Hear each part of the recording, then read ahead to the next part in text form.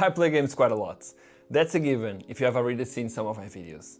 And for some reason, I wanted to play even more, even when I was away from my PC or consoles. So, my phone is the next best thing, but I needed a controller. One that worked with remote play and even maybe some local gaming.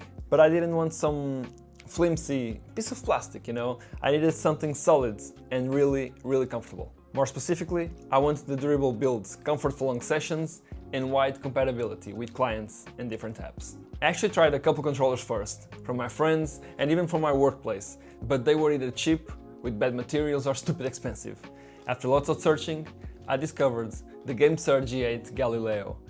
It promised to meet all those needs, so I decided to give it a try. The G8 Galileo is one of GameSir's premium phone gamepads, launched in late 2023. I bought mine for about 90 euros, which is around $95 US, which is mid-range for a phone controller. After over 6 months of lots of use, I can say the build quality justifies its price. The plastic shell is thick and solid, and the construction is very tight. There's absolutely no creaking or loose parts. It's surprisingly heavy for a phone clip, which actually feels nice and sturdy. It reminds me of holding a handheld game console. Honestly, it has taken a beating and keeps on going. Visually, I like the design too. It comes in a matte grey finish with purple highlighted buttons. A subtle retro vibe I appreciate. The GameSir home button on the front adds a ring light that changes color for each mode, either white, green or blue. It's a nice touch to know at a glance which mode you're in.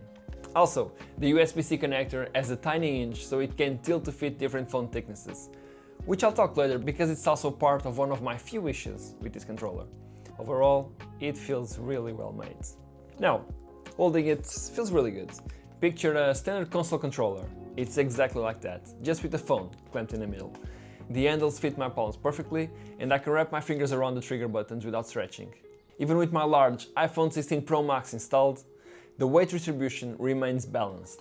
It never feels like it's going to tip out or strain my wrists.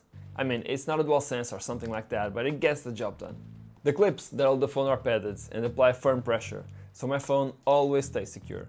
The edges that touch the phone are coated with a rubbery material so it doesn't slip or scratch. I actually noticed it keeps my phone stable even if I bump it around the table. But there's one thing to know about using these gamepads: phone cases. If your phone has a thick or bulky case, it might not fit. The USB-C plug on the G8 isn't extra long, so it needs to connect directly to the phone's port. I found out that an heavy protective case actually blocked the connection. I actually had to remove my case in the beginning to be able to use the gamepad, to be able to make it connect to the phone. With a slim case, or no case at all, it's fine. I also want to mention a neat bonus. GameSir includes a couple of extra thumbstick caps of different heights in the box. You can swap them out if you prefer taller sticks for more leverage. I tried the higher one briefly, but I ended up going back to the default. Still, it's nice they include that option for a bit of customization. All of the controls on the G8 feel really high quality, almost on par with a console controller. This is the front of the G8 Galileo. You can see the default buttons A, B, X, Y, just like Xbox. In my experience, they register perfectly every time, no delay or any mushiness. There's also a gamepad on the left. It's a simple 4-direction pad, nothing fancy, but it works well for what it is. I mostly use the analog sticks, but in games where a D-pad is useful, it's accurate and it's kinda clicky. It kinda reminds you of the Xbox controller. The analog sticks themselves are smooth and precise. They actually use Hall effect sensors, which basically means no stick drift to be expected. One thing I noticed that their travel is a bit shorter than most controllers. You don't have to push them as far to reach the maximum tilt. It felt a little odd at first, and honestly, it's weird for me sometimes. The payoff is that inputs feel really snappy and direct, although I could see some gamers preferring a longer throw, just like me. And then behind the grips, just in the back part of the controller, there are 2 programmable buttons. Honestly, I don't use them that much, but it's good that they exist, and they are totally remappable to have the actions of any other button in the controller. Basically, everything you press on this controller feels deliberate and durable. It doesn't feel cheap or hollow, it's actually really solid. For the record, I didn't need any special software or drivers. It just worked right out of the box once I plugged in my phone. The G8 Galileo is extremely versatile. It can be used in many different modes depending on what you're playing. Here's how it works. There's the PS mode or the PlayStation mode with the white LED. This treats the phones like a PlayStation controller. On my iPhone, this is the default one. It works with basically every iOS game that supports controllers, and it's what you need to use for PlayStation Remote Play. It even works with Xbox Cloud Gaming through the browser. In practice, I just kept it in PS modes and games recognize it instantly on my iPhone. Then there's the green LED, which means Android mode. This makes it act like an Xbox controller. It's intended for Android games and phones. And then to finish up, there's the G-Touch mode with a blue LED. This is for games without native control support. It allows you to freely map the controls. Honestly, I didn't even use it because it requires a bit of setup for each game, and every game I played adds a configuration already for the controller. And you can also use it on your PC with a USB connection. You can plug the G8 into Windows PC with a USB-C cable. On my PC, it showed up as a generic Gamepad, which is basically an Xbox pad for Windows. Steam also detected it automatically, and I could play PC games as if it were an Xbox controller. There's no extra software needed. But without the weight of the phone in the middle, it's not really the most comfortable way to play. It's not bad actually, but it could be better. So, in everyday use, I stuck mostly with the PS mode on iPhone. It handled everything: local games, PS Remote Play, Xbox Cloud, Steam Link, even Moonlight, you name it. It stayed connected perfectly and the inputs were smooth. And if I ever needed to switch modes, the color-coded LED around the home button helps. But since PS mode covered all my iPhone needs, I rarely switched up after the initial setup. Here's an important note: the G8 doesn't have its own battery. It draws power from your phone. At first I was concerned that it will kill my battery, but it was surprisingly fine.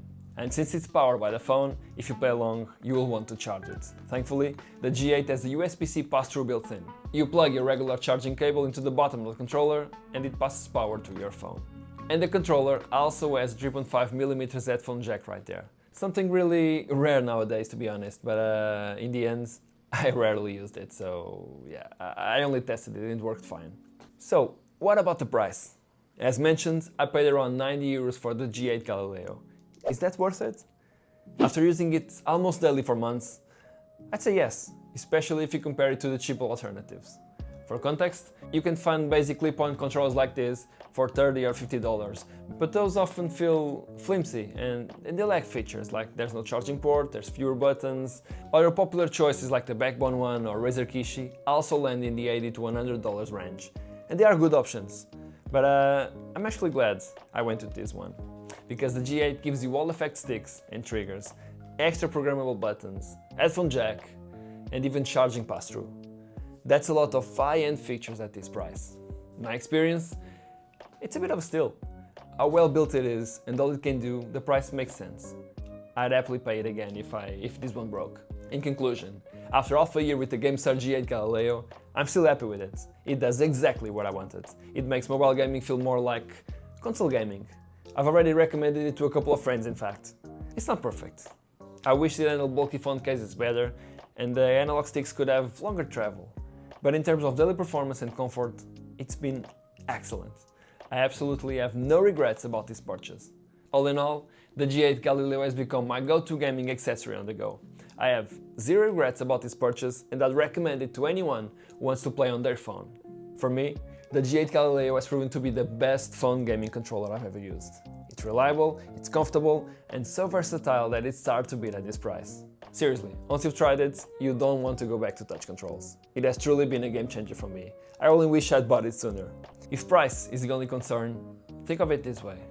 For what you pay, it's like getting a mini console, since you most likely already have a phone in your pocket at all times. I think you really won't regret it. Happy gaming, and see you next time.